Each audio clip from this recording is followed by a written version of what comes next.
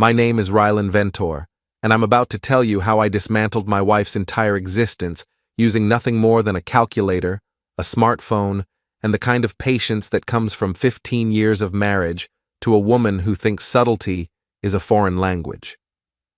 I'm 41, work as a data analyst for a mid-sized insurance company in Columbus, Ohio, and until last Tuesday, I thought my biggest problem was explaining to my boss why our quarterly projections looked like a drunk person's attempt at abstract art. Turns out, my wife Dahlia had been busy creating her own masterpiece, a carefully orchestrated betrayal that would have impressed Picasso if he'd been into emotional destruction instead of cubism. "Rylan, I'm going on a wellness retreat," Dahlia announced over her morning latte, the kind that costs more than most people spend on lunch.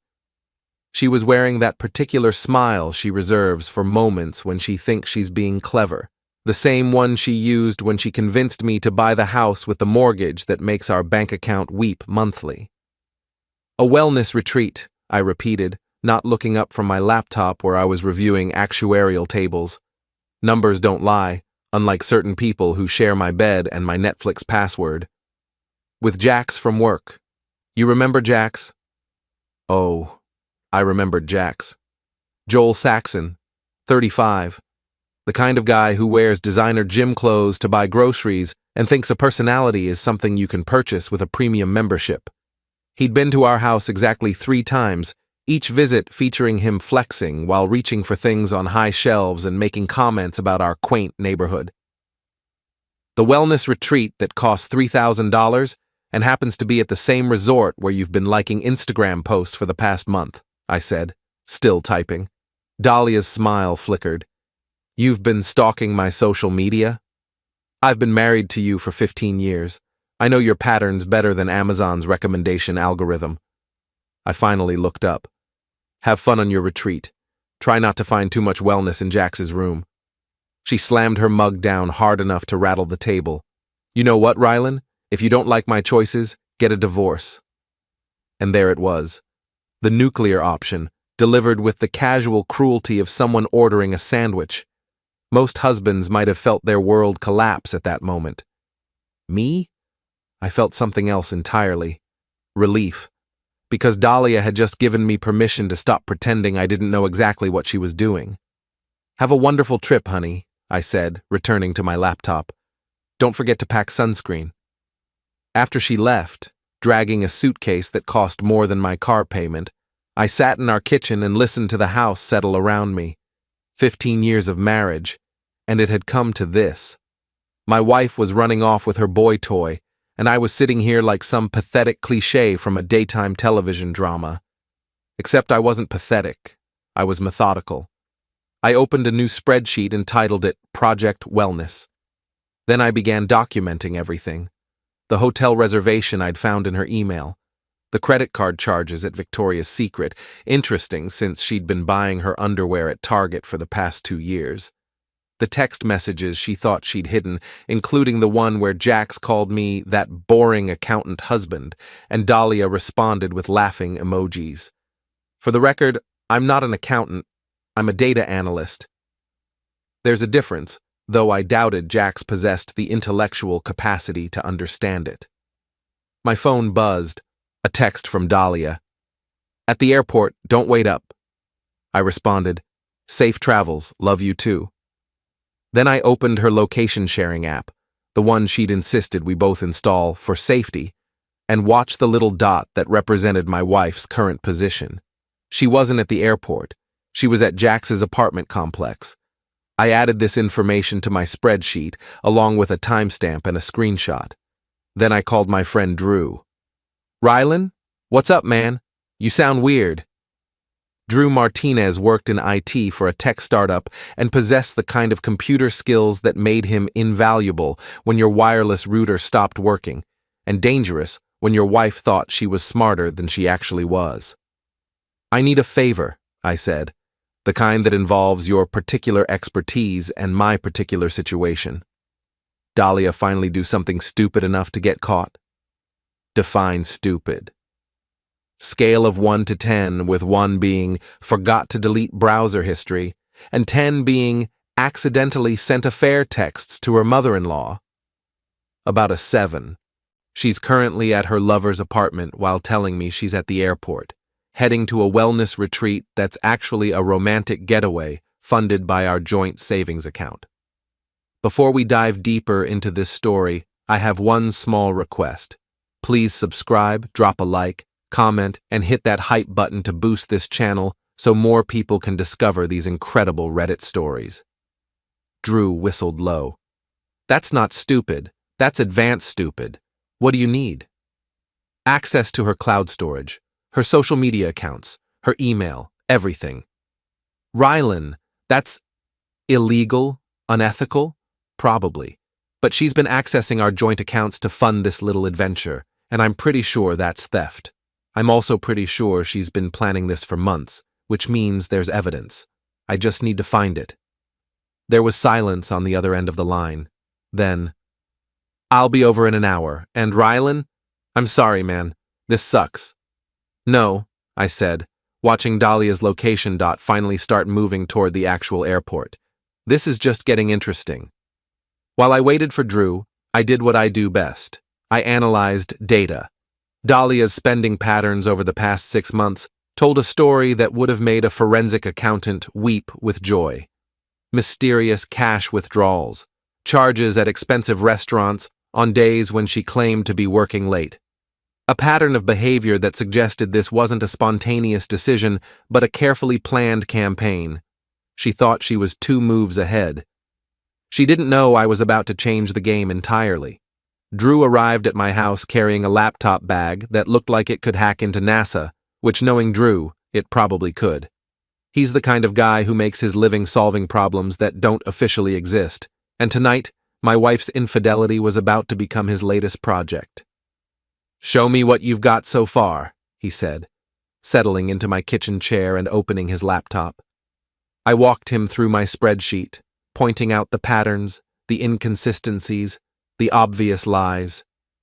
Drew nodded along, occasionally making those little sounds that IT people make when they're mentally cataloging all the ways someone has been technologically stupid.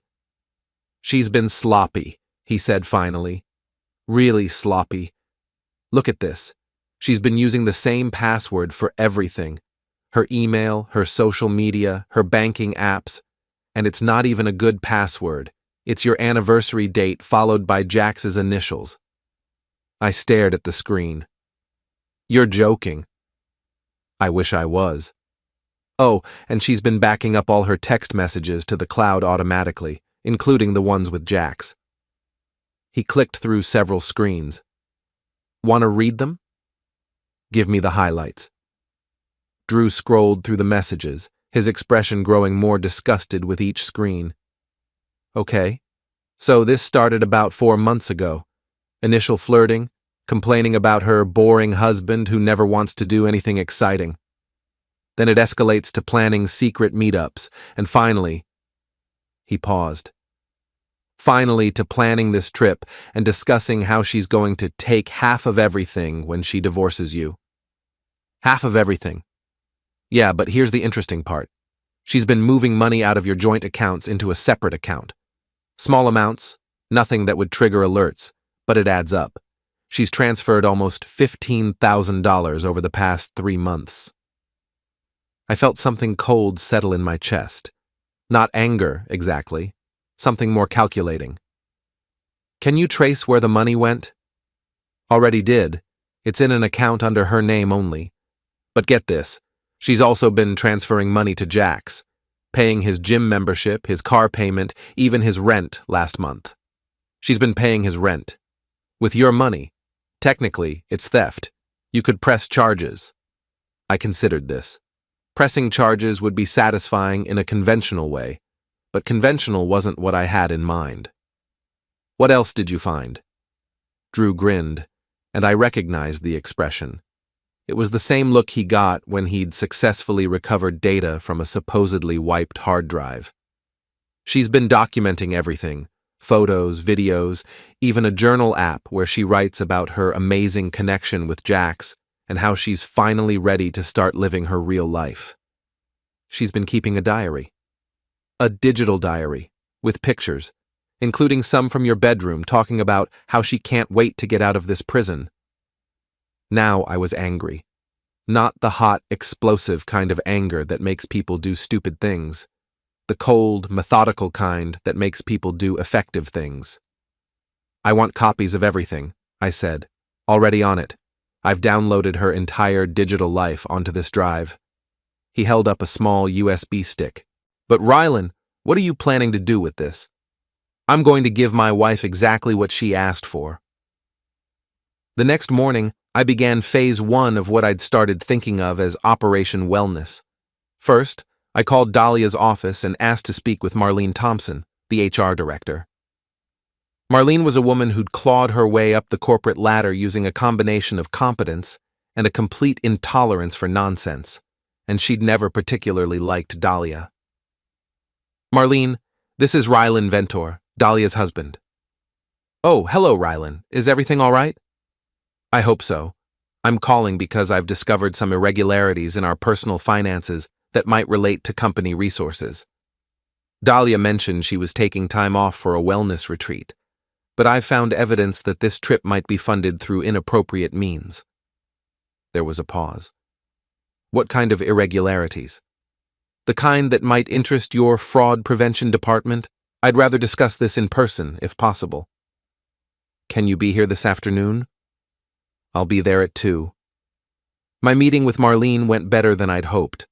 I brought printouts of the financial transfers, the text messages discussing company time being used for personal activities, and the photos Dahlia had taken of company documents, apparently for Jax, who'd been asking about her work projects with suspicious interest. This is very concerning, Marlene said, reviewing the evidence. We'll need to conduct a formal investigation. I understand. I just thought the company should know before this becomes a legal matter. Legal matter? I'm filing for divorce. My attorney advised me to document all potential fraud, including any involving company resources. Marlene's expression hardened. She'd been through her own messy divorce 5 years earlier, and she had very little patience for cheating spouses who dragged their employers into their personal drama. We'll begin the investigation immediately. Dahlia will need to return from her retreat for questioning. Of course. I'll let her know you need to speak with her. But I didn't call Dahlia. Instead, I drove to Jax's gym, a trendy place called Iron Paradise where the membership cost more per month than most people spend on groceries. His BMW was parked in the lot, gleaming under the afternoon sun like a monument to masculine insecurity. I'd brought supplies. 20 minutes later, Jax's car looked the same from the outside, but I'd made some modifications to the interior. Specifically, I'd filled the air conditioning system with a mixture that would release the most concentrated fish smell imaginable when he turned on the AC. I'd also superglued a large, anatomically correct rubber appendage to his hood, the kind sold at bachelor party stores, with a note attached: compensation for what nature forgot. Then I sat in my car and waited. Jax emerged from the gym 45 minutes later, swaggering in that particular way that suggested he'd spent most of his workout admiring himself in the mirrors. He was halfway to his car when he noticed the addition to his hood. The resulting tantrum was everything I'd hoped for and more. He screamed. He pulled at the rubber appendage which I'd secured with industrial adhesive. He looked around wildly as if the culprit might still be lurking nearby. I started recording. Then he got in his car and turned on the air conditioning. The smell hit him like a biological weapon. He stumbled out of the car, gagging, just as several other gym members emerged to see what the commotion was about. Someone else started recording. Within minutes, Jax the gym guy was trending on local social media. I sent the video to Dahlia with a simple message. Looks like Jax is having car trouble. Hope your retreat is going better. Her response came 30 minutes later.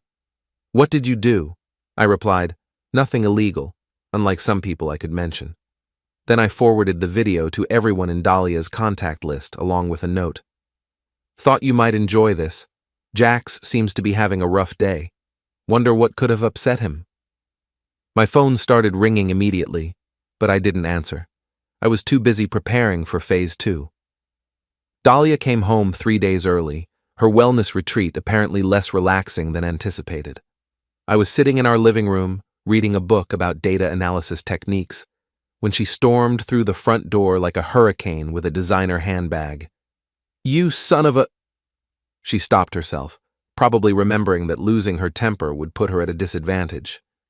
"We need to talk." "About your retreat? How was the wellness?" "Cut the crap, Rylan. I know what you did to Jax's car." "I have no idea what you're talking about. Did something happen to Jax? That's terrible." I turned a page in my book. "Though I did see a funny video online. Small world." She stood there, vibrating with rage, trying to figure out her next move.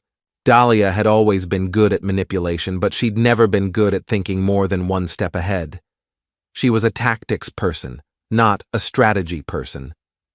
"You're being paranoid," she said finally.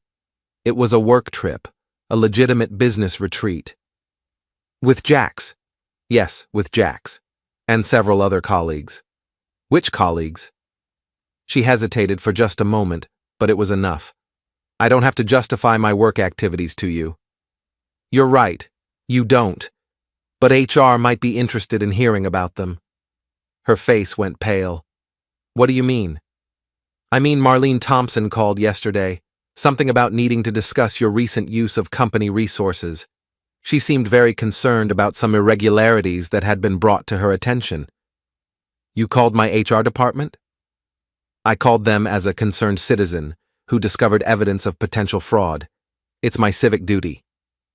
Dahlia sank into the chair across from me, and for the first time since this whole thing started, she looked genuinely worried. "Rylan, you don't understand. This isn't what you think." "Really? Because I think you've been having an affair with Jax for 4 months, using our joint savings to fund your activities, and lying to both me and your employer about your whereabouts. Did I miss anything? How did you—" She stopped herself again. "How did I know?" "Dahlia, I analyze data for a living. Your behavior has been about as subtle as a marching band. The mysterious charges, the secret phone calls, the sudden interest in wellness retreats. Did you really think I wouldn't notice?" She was quiet for a long moment, and I could practically see her brain working, trying to find an angle, a way to turn this around. Finally, she looked up at me with tears in her eyes, the kind of calculated tears she used when she wanted something. "I was going to tell you," she said.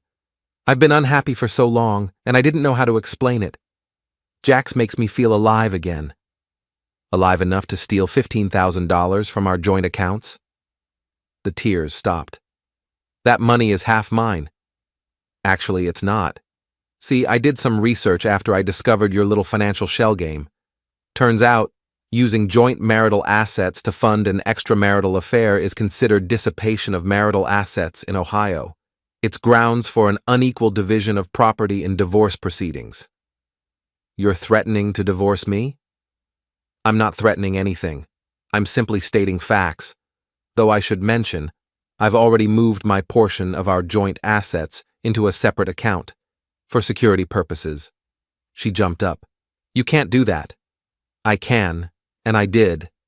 I also canceled the credit cards that were in my name, changed the passwords on all our shared accounts, and had a very interesting conversation with our mortgage company about the irregularities in our payment history. This is financial abuse. No, this is financial responsibility. Financial abuse would be if I used our money to fund a secret relationship while lying to you about it. That would be terrible." Dahlia stared at me for a long moment, and I could see her recalculating, trying to figure out how much I actually knew and how much damage I could do. She was starting to realize that her boring, predictable husband might not be as harmless as she'd assumed. "What do you want?" she asked finally. "I want you to have dinner with me tomorrow night. You, me, Jax, and Kendra.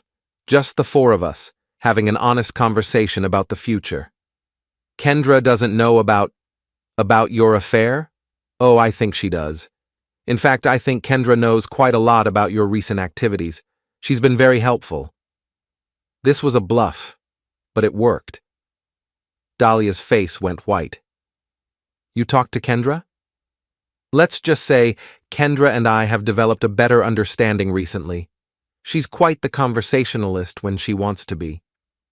The truth was, I hadn't spoken to Kendra yet, but I knew she was Dahlia's closest confidant and biggest gossip source. If anyone knew the details of Dahlia's affair, it would be Kendra. And if anyone could be convinced to share those details, it would also be Kendra, especially if she thought it might benefit her somehow. Dinner tomorrow night, I repeated. 7 o'clock, that new place downtown, Meridian. I'll make reservations. And if I refuse? Then I'll have to assume you're not interested in resolving this amicably, and I'll proceed accordingly.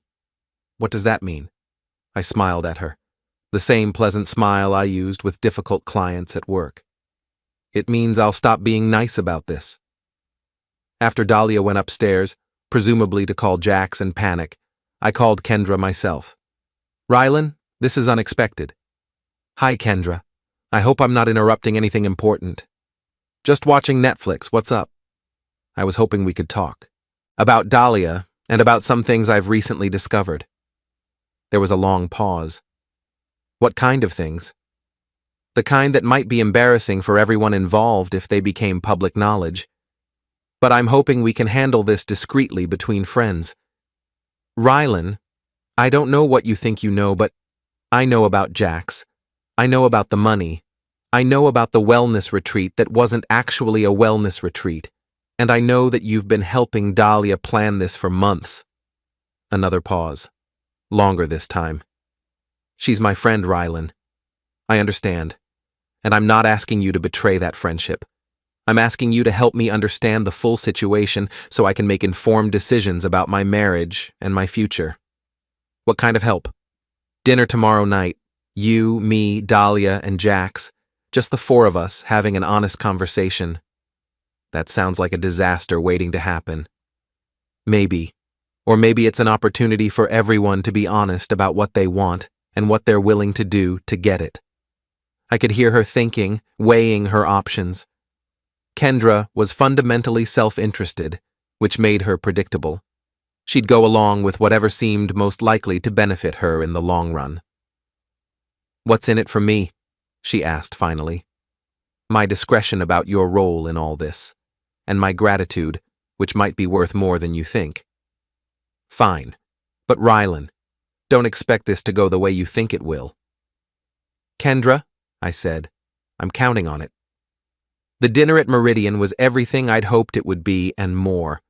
I'd chosen the restaurant carefully, upscale enough that making a scene would be embarrassing, but not so exclusive that interesting conversations couldn't be overheard by other diners. I arrived first and requested a table in the center of the dining room, then activated the voice recording app on my phone. By the time Dahlia, Jax, and Kendra arrived, I was sitting calmly, reviewing the menu like a man without a care in the world. Jax looked nervous. The incident with his car had clearly shaken him, and he kept glancing around the restaurant like he expected another humiliation to materialize at any moment. Dahlia looked determined, like she'd spent the day preparing for battle. Kendra just looked curious. Thank you all for coming, I said as they sat down. I thought it was time we had an honest conversation about the situation. What situation? Jax asked, trying to project confidence. The situation where you've been having an affair with my wife while she uses our joint assets to fund your lifestyle. Jax's face flushed red. Now wait just a minute. No, you wait, I said calmly. I'm not here to argue or make accusations. I'm here to discuss facts. Fact 1. You and Dahlia have been having an affair for 4 months. Fact 2. She's transferred over $15,000 from our joint accounts to fund this relationship. Fact 3. You've both been lying to multiple people about your activities. You can't prove any of that, Dahlia said. I pulled out my phone and placed it on the table. Actually, I can. Would you like me to play some of the text messages? I particularly enjoyed the one where Jax called me that pathetic loser who doesn't deserve you. Jax went pale. You hacked her phone? I didn't hack anything. Dahlia's been backing up all her messages to the cloud using our shared family account, the same account I use for work. Technically, she's been sending me copies of everything automatically. Kendra leaned forward, suddenly interested. What kind of everything? Photos, videos, messages, financial records. It's quite comprehensive. Dahlia grabbed my phone, but I was faster. Give me that. I don't think so. But don't worry, that's not the only copy. The conversation continued for another hour, with Dahlia and Jax alternating between denial, justification, and threats. Kendra mostly listened, occasionally asking pointed questions that made it clear she knew more about the situation than either Dahlia or Jax realized. Finally, Jax made the mistake I'd been waiting for. Look, man, I'm sorry about your marriage, but Dahlia's an adult. She can make her own choices, and if she chooses to be with someone who actually appreciates her, someone who appreciates her $15,000, you mean? I never asked her for money. Really? Because I have records of transfers to your account. Your rent, your car payment, your gym membership. She's been supporting you for months. That's not, she wanted to help. She wanted to help you spend my money. Jax stood up abruptly, his chair scraping loudly against the floor. Several other diners turned to look. I don't have to listen to this. Actually, you do. Because if you walk away now, I'll assume you're not interested in resolving this quietly, and I'll proceed with more public options. Are you threatening me? I'm offering you a choice. Sit down, finish this conversation like an adult, and we can handle this discreetly. Or leave, and deal with the consequences of having your entire social media presence linked to evidence of fraud and theft. Jax sat down. The rest of the dinner was a masterclass in controlled humiliation. I laid out exactly what I knew, exactly what I could prove, and exactly what I was prepared to do with that information. By the time dessert arrived, both Dahlia and Jax were sweating despite the restaurant's air conditioning. So here's what's going to happen, I said finally. Jax, you're going to transfer back every penny Dahlia gave you, all of it, tonight. I don't have $15,000. Then you'd better figure out how to get it. Sell your car, borrow from family, get a loan. I don't care how you do it, but you have 48 hours. And if I don't? Then I send everything to your employer, your family, your social media contacts, and anyone else who might find it interesting, including the photos Dahlia took of you in compromising positions. Jax's face went white. What photos? I looked at Dahlia, who was staring at her plate like it might provide an escape route. You didn't tell him about your photography hobby? Dahlia? Jax's voice was strained. I was going to delete them, she whispered. Delete what? The pictures and the videos. I thought they were romantic, but... You recorded us? Jax was starting to hyperventilate. It's not a big deal. Not a big deal? I'm engaged. My fiancé. Oh God, my fiancé. And that's when Kendra dropped her bombshell. Actually, Jax, about your fiancé. She pulled out her own phone. I might have some bad news. We all stared at her. What kind of bad news? Jax asked. The kind where she already knows about the affair, because I sent her screenshots of your text messages this afternoon. The silence that followed was deafening. Even the ambient restaurant noise seemed to fade as Jax processed what Kendra had just said. You did what? I sent her everything. The messages, the photos, the financial records. She's actually outside in the parking lot right now, waiting to have a conversation with you. Jax jumped up so fast he knocked over his water glass, sending ice and liquid cascading across the table and onto the floor. Several waiters rushed over with towels, and the entire restaurant was now watching our table with undisguised interest. Why would you do that? Dahlia hissed at Kendra. Because you were going to throw me under the bus, Kendra replied calmly. I heard you on the phone with Jax yesterday, planning to blame me for encouraging the affair. claiming I was the one who suggested stealing money from Rylan. Did you really think I wouldn't protect myself? I had to admire Kendra's timing. She'd waited until the perfect moment to detonate her own little bomb, maximizing the chaos and ensuring that everyone's attention was focused on the drama unfolding at our table. "This is insane," Dahlia said. "All of you are insane." "Actually," I said, standing up and placing money on the table for the bill, "this is just getting started." As we left the restaurant, I could see other diners pulling out their phones, recording the aftermath of what had clearly been a spectacular public meltdown. By tomorrow morning, the story would be all over social media, and everyone in Dahlia's social circle would know exactly what had happened. Phase 3 was about to begin. The next morning, I woke up to 17 missed calls, 43 text messages, and a voicemail from Dahlia's mother that began with, "Rylan, what in God's name is happening?" and went downhill from there. The dinner at Meridian had been even more successful than I'd hoped. Someone had recorded Jax's meltdown and posted it online, where it had been shared hundreds of times overnight. The hashtag Jachu Wellness Retreat was trending locally, accompanied by increasingly creative memes about cheating spouses and their boy toys. But the real masterpiece was still to come. I'd spent the early morning hours creating what I called the Comprehensive Relationship Audit, a detailed presentation that laid out the entire timeline of Dahlia's affair, complete with screenshots, financial records, and a cost-benefit analysis of her deception. It was formatted like a professional business report, because if you're going to destroy someone's reputation, you might as well do it with style. The presentation included charts showing the correlation between Dahlia's overtime hours and her actual location data, a breakdown of the $15,000 she'd transferred to Jax, categorized by expense type, rent, car payments, gym memberships, and miscellaneous emotional support services, and a timeline comparing her stated activities with her documented activities. My favorite section was titled Return on Investment Analysis, which calculated that Dahlia had spent approximately $375 per romantic encounter, not including the opportunity cost of destroying a 15-year marriage. I sent the presentation to 3 carefully selected recipients: Marlene at Dahlia's work, Dahlia's sister Maddie, and Mrs. Pruitt, our neighbor who ran the neighborhood social media group and had never met a piece of gossip she didn't immediately share with everyone she knew. Then I sat back and waited for the fireworks to begin.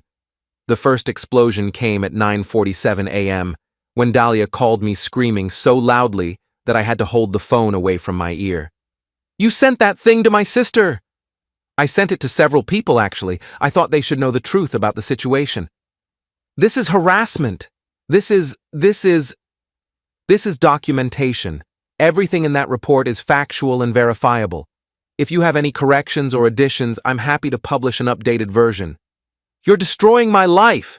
"Actually, you destroyed your own life. I'm just making sure people understand what happened." The second explosion came 30 minutes later when Jax called. "My fiancée left me," he said, without preamble. "I'm sorry to hear that." "Did she say why?" "You know why. Because of that presentation you sent around. She saw the part about the money, about the photos, about everything." "I didn't send the presentation to your fiancé." "Then how did she—" He paused, probably realizing that by now the document was circulating through multiple social networks and had probably reached everyone in both his and Dahlia's social circles. "Jax, here's some free advice. When you're in a hole, stop digging." "What's that supposed to mean?" "It means you should probably focus on damage control instead of making things worse. Have you talked to your employer yet?" "My employer? Why would I? Oh no. Oh no.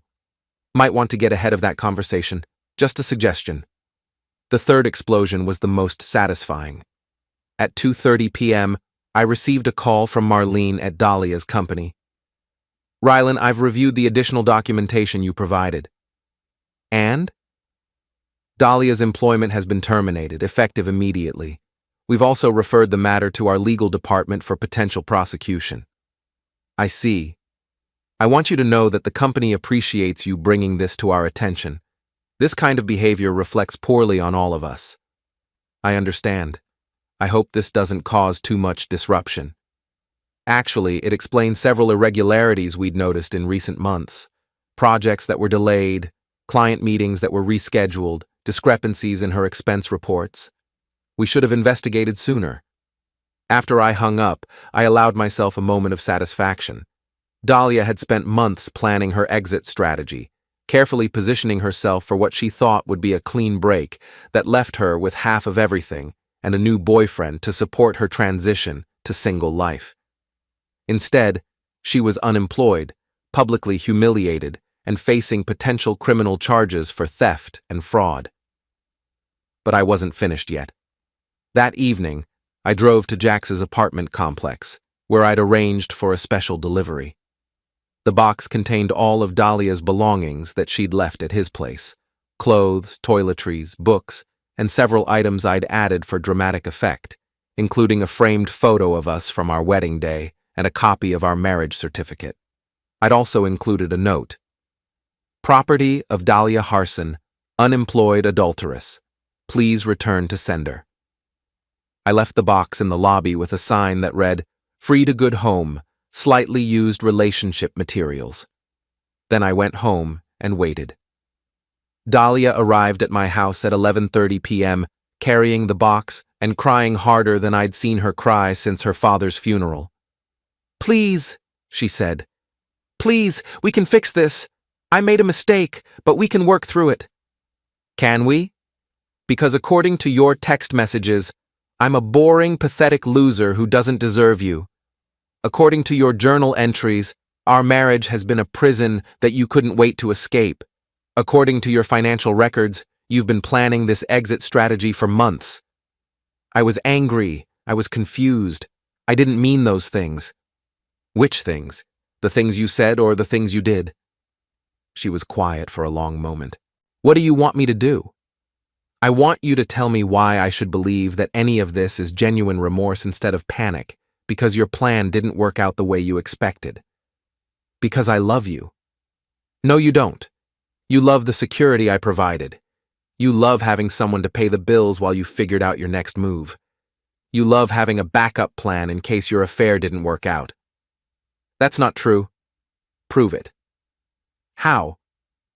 I looked at her standing there in our doorway, holding a box of her own belongings like a refugee from her own bad decisions, and I felt something I hadn't expected. Pity.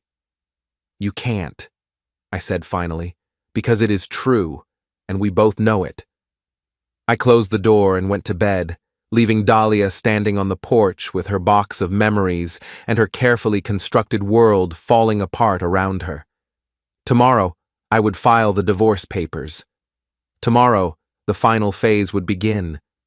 But tonight, for the first time in months, I slept peacefully. 3 weeks later, I was settling into my new routine: smaller apartment, simpler life, no more joint accounts to monitor or mysterious charges to investigate, when Kendra called with information that changed everything. "We need to meet," she said without preamble. "There's something you need to know about Dahlia and Jax."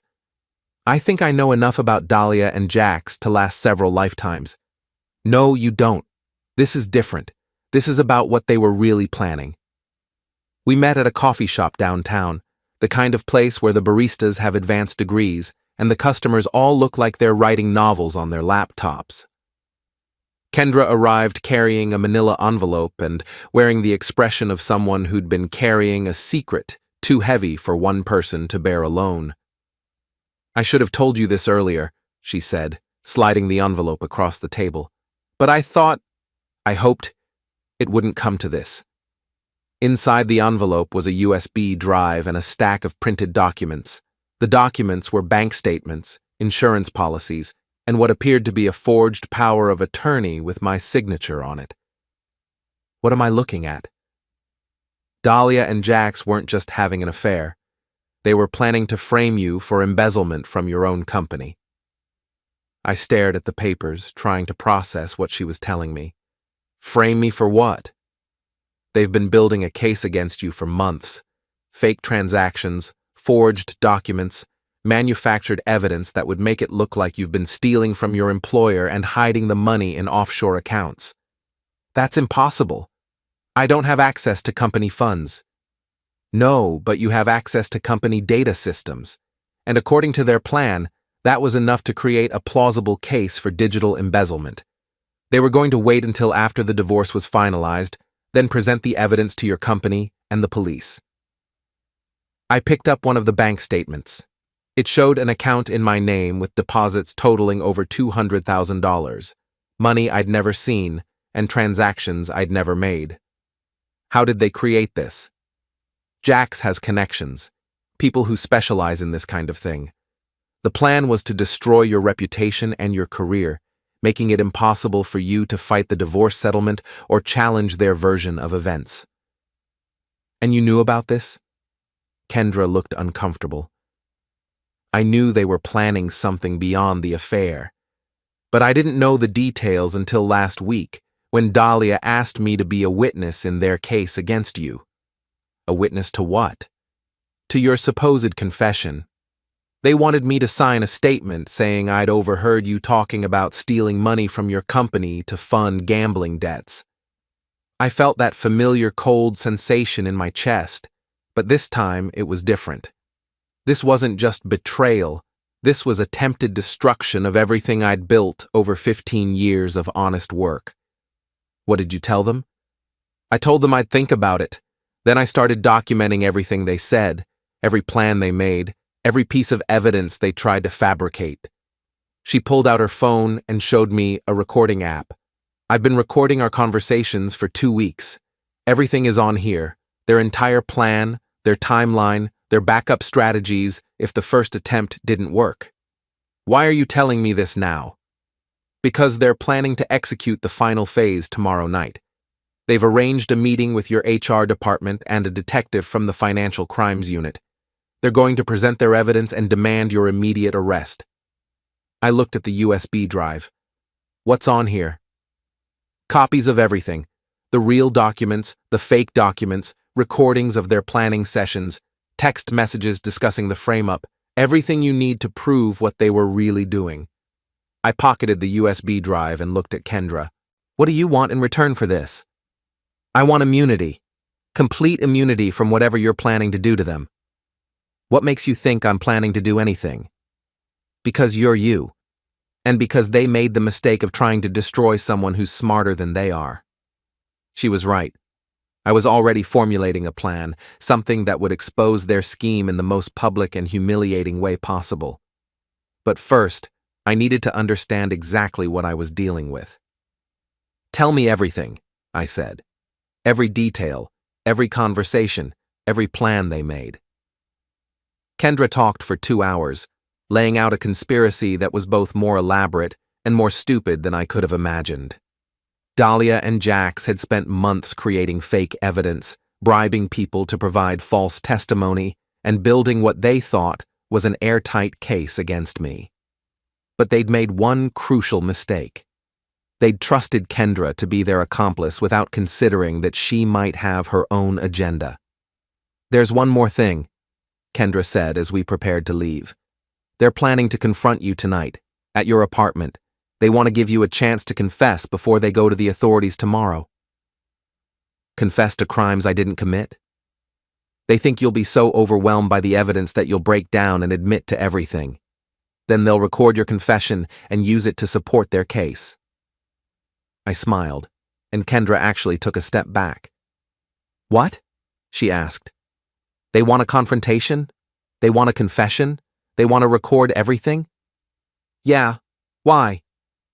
Because I'm going to give them exactly what they're asking for. That evening, I prepared for what would be the final act of this entire drama.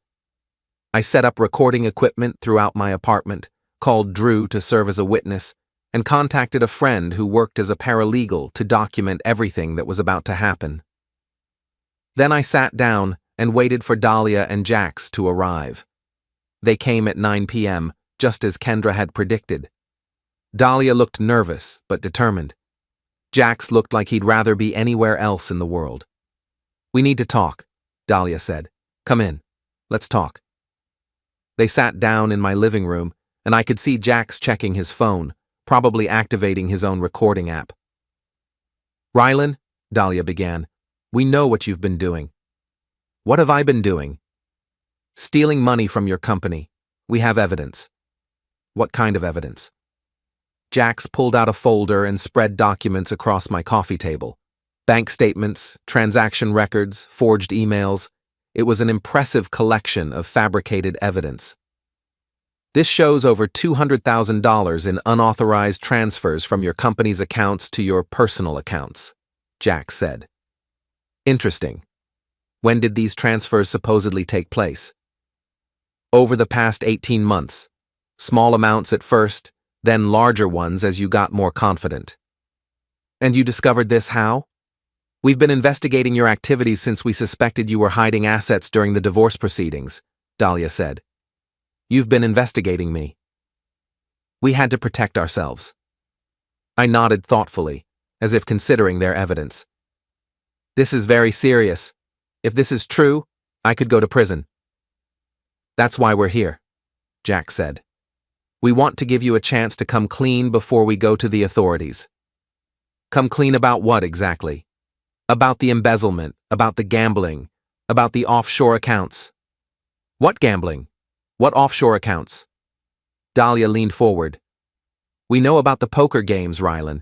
We know about the sports betting. We know you've been stealing money to cover your losses. This was fascinating. Not only had they fabricated evidence of embezzlement, they'd created an entire fictional narrative to explain my supposed motivation. How much do you think I've stolen? At least $200,000, probably more. And you have proof of all this? We have everything, Jax said confidently. Bank records, transaction logs, witness statements, Dahlia added. Witness statements from whom? People who've seen you gambling, people who know about your debts. I stood up and walked to my kitchen, returning with a bottle of water. This is a lot to process. You're saying I'm a thief and a gambling addict, and you have evidence to prove it. Yes. And if I confess to these crimes, you'll what? Help me work out a deal with the authorities? We'll testify on your behalf, character witnesses. We'll tell them you're getting help for your addiction. That's very generous of you. I sat back down and looked at both of them. Dahlia was trying to look sympathetic, like she was doing this out of concern for my well-being. Jax was trying to look tough, like he was reluctantly doing his civic duty. There's just one problem with your evidence, I said finally. What's that? Jax asked. It's all fake. The silence that followed was profound. I could actually see them processing what I'd said, trying to figure out if I was bluffing or if I somehow knew more than they'd expected. That's ridiculous, Dahlia said finally. We have documentation. You have fabricated documentation. Very good fabrications, I'll give you credit for that, but fake nonetheless. You can't prove that, Jax said. Actually, I can, because I've been recording everything you've said tonight, just like you've been recording everything I've said. The difference is, my recording includes you admitting to fabricating evidence and planning to frame me for crimes I didn't commit. Both of them went pale. That's illegal, Dahlia whispered. What's illegal? Recording a conversation in my own home? Actually, that's perfectly legal in Ohio. What's illegal is conspiracy to commit fraud, filing false police reports, and attempting to frame someone for embezzlement. I pulled out my phone and played back the last few minutes of our conversation, including Jax's confident assertion that they had everything, and Dahlia's admission that they'd been investigating me. Here's what's going to happen, I continued. You're going to take your fake evidence and leave. You're going to cancel whatever meeting you have planned with HR and the police, and you're going to disappear from my life permanently. And if we don't, Jax asked, then I'll release everything I have about your little conspiracy. Not just to the authorities, but to everyone. Your families, your friends, your employers, your social media contacts. Everyone will know that you're not just cheaters, you're criminals who tried to destroy an innocent person to cover up your own theft and fraud. You're bluffing, Dahlia said. Am I? I pulled out the USB drive Kendra had given me and placed it on the table next to their fake evidence. This contains recordings of every planning session you had, copies of every fake document you created, and testimony from your co-conspirator who decided she didn't want to go to prison for you. Kendra wouldn't, Dahlia started, then stopped. Wouldn't what? Wouldn't protect herself when she realized you were planning to throw her under the bus? Wouldn't document everything when she figured out that you were going to blame her if your plan failed? Jax grabbed the folder of fake evidence and stood up. This isn't over. Yes, it is. Because if I see either of you again, if you contact me, if you even think about trying to salvage this pathetic scheme, I'll destroy you both so completely that you'll wish you'd never met each other. They left without another word, and I sat in my quiet apartment, finally understanding that it was truly over. The next morning, I called Marlene at Dahlia's former company and arranged to meet with their security department. I turned over all the evidence of the attempted frame-up, along with documentation of Dahlia's original theft and fraud. 2 days later, both Dahlia and Jax were arrested on charges of conspiracy, fraud, and attempted extortion. I never saw either of them again. 6 months later, I was sitting in my new apartment reading about their sentencing in the local newspaper when my phone rang. It was Drew. Did you see the news? I saw it. How do you feel? I considered the question. How did I feel? Satisfied? Vindicated? Relieved? I feel like I learned something important, I said finally. What's that? That sometimes the best revenge is just letting people destroy themselves. And sometimes it's helping them along a little bit? Sometimes, I agreed. Sometimes it's that too.